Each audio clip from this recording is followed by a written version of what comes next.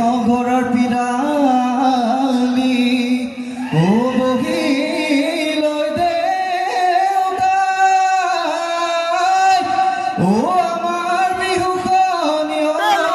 চাই ঐ আমাৰ বিহুখনি চাই